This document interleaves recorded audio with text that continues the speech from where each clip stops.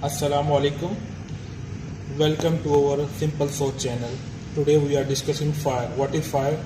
How it will occur and how we will extinguish this fire.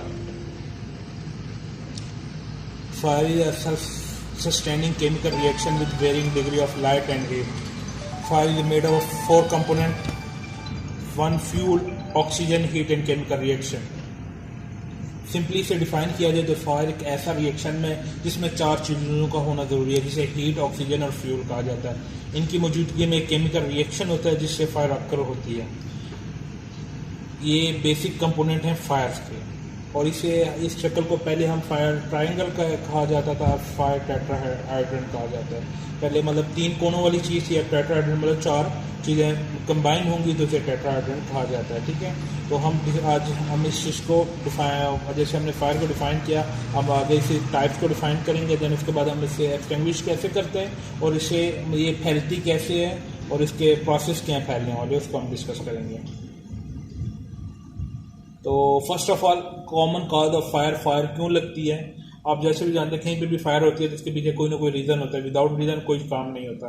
सबसे पहले ignorance होता है। इग्नोरेंस होता है कि यार किसी चीज़ को किसी चीज़ का इल्म ना होना, जहालत। सादा अल्फाज में उसे डिफाइन किया जाता है तो जहालत को इग्नोरेंस कहा जाता है। केयरलेसनेस मतलब लापरवाही, कि किसी चीज़ के मुताबिक आपको प्रॉपर इल्म ना होना, जानकारी ना होना, तो केयरलेसनेस है। फॉर एग्जाम्पल, कोई भी मेटल है, आप उस पर काम कर रहे हैं, वो ज़्यादा गर्म हो गया तो उसने आग पकड़ ली। ठीक है, तो ये भी केयरलेसनेस में आता है। ठीक है, उसके बाद आता है नेचुरल एक्सीडेंट, मतलब कुदरती कुछ आफात होती हैं जिससे हादसा। तो आग लगने की बुनियादी तीन वजूहत हैं जो हमने यहाँ पे डिस्कस की हैं।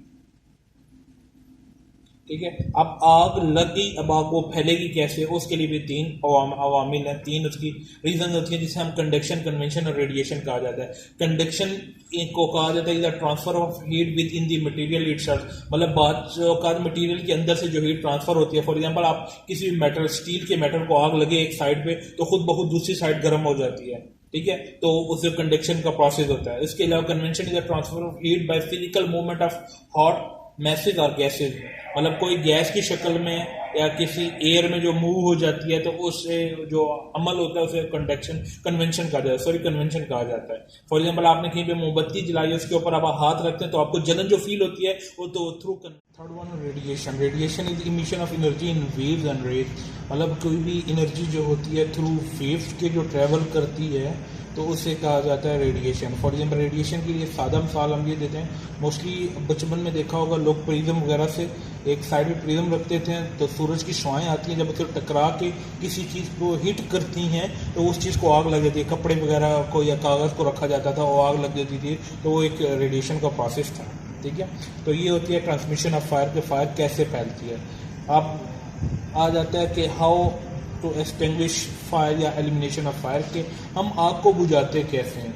जैसे आग को लगने के मतलब फैलने के तीन तरीके हैं, इसी तरह आग को बुझाने के भी तीन तरीके हैं, जिसमें सबसे पहले होता है किसी चीज़ को ढांप देना, उसे स्मूथनिंग कहा जाता है। दूसरे नंबर पर स्टार्विंग। स्टार्विंग ऐसे प्रोसेस को कहा जाता है जिसमें सोच को ख़त्म किया जाए।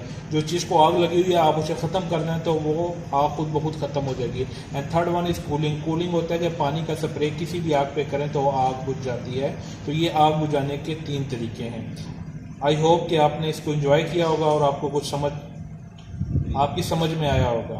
तो किसी किस्म के क्वेश्चन वगैरह हों तो आप हमें कमेंट सेक्शन में भेज सकते हैं। Thank you very much for your time.